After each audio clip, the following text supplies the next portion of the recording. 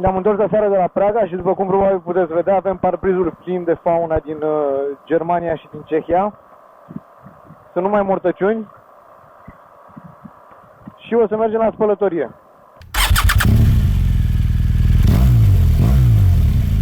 Observați că am pus titlul videoclipului cum îmi spăl eu motocicleta, nu cum se spală corect o motocicletă, pentru că nu am niciun fel de pretenție că eu aș ști cel mai bine cum se curăță un motor.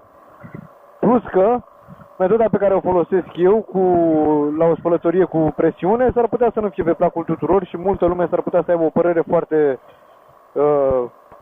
aprinsă în legătură cu chestia asta. Dar eu așa îmi spăl motocicleta, așa mă taie pe mine capul și fiecare poate să facă așa cum vrea el. Dacă ți se pare că spălătoria sub presiune îți pune în pericol componentele electronice, poți să nu o speli acolo, să o speli cu furtunul acasă sau cu burete și cu găleata. În plus, vreau să vă arăt o chestie care cred eu că o să vă ajute să vă dați gâzele mai ușor jos de pe parbriz. Chit că o spălați cu presiune sau cu orice altceva. Salutare! Am ajuns la spălătorie și așa cum v-am promis o să vă arăt metoda mea de a da gâzele jos de pe parbriz. Am luat de acasă niște șervețele de bucătărie și o sticlă cu apă chioară.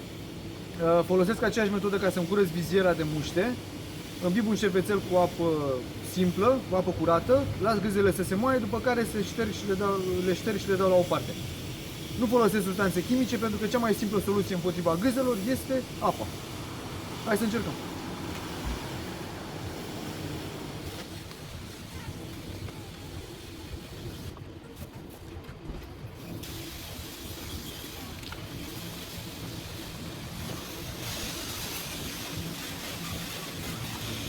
Gata, acum le lăsăm să se moaie și partea bună dacă faci chestia asta, să-ți dai muștele jos de pe parbriz, este că atâta timp cât le lași la înmuiat, apucă să ți se răcească motorul, astfel încât să nu dai cu apă pe el atunci când este fierbinte, să riști, să se crape sau ceva de genul.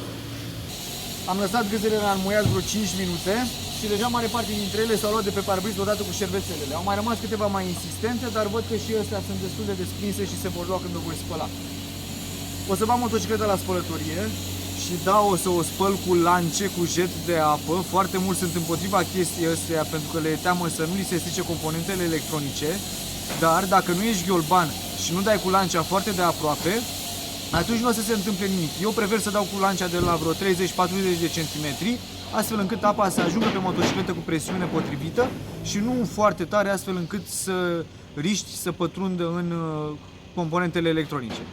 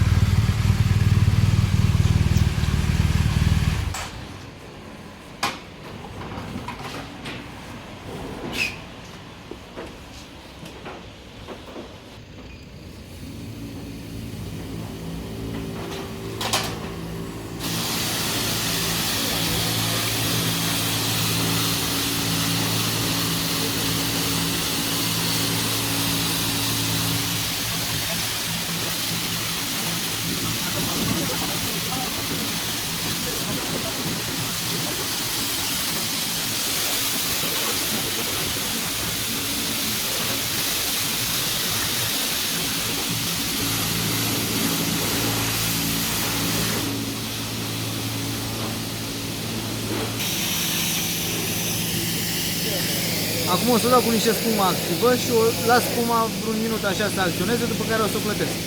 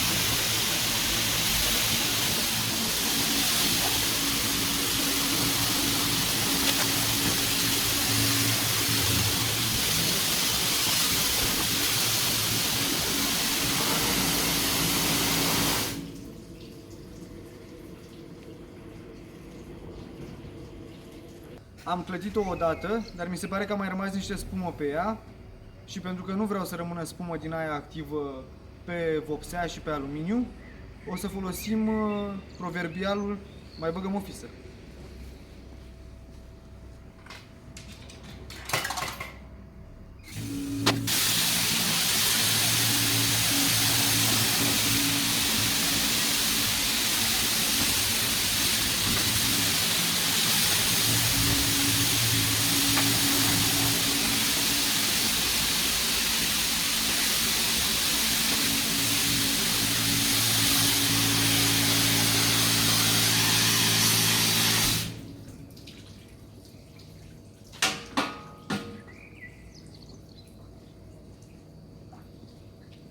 E gata.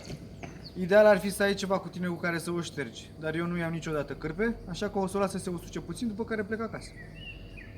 Mersi, ceau!